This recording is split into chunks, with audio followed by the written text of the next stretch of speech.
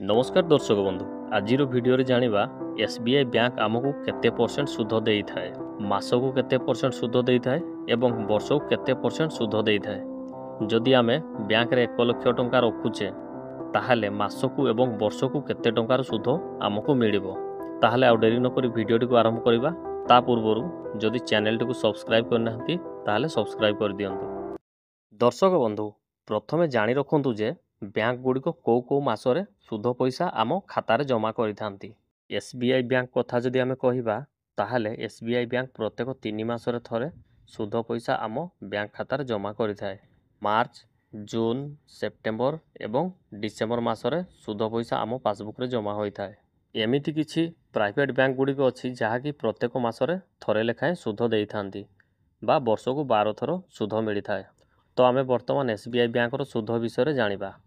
SBI bank 2.70% हिसाब से सुध दे थाए। जदि आम पासबुक रे 1 लाख टଙ୍କା थाए ताहाले 1 लाख गुणन 2.70% रेजल्ट आसीगला 2700।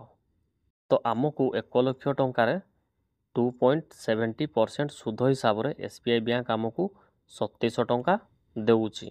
जदि वर्ष को 2700 टंका हेउची ताहाले मासको केते टंका हबो देखंतु। एठारे 2700 को 12 रे हरण कर दबा 225 टंका आसीगला ताहाले गोटे मासरे आमको 225 टंका सुध मिलिला।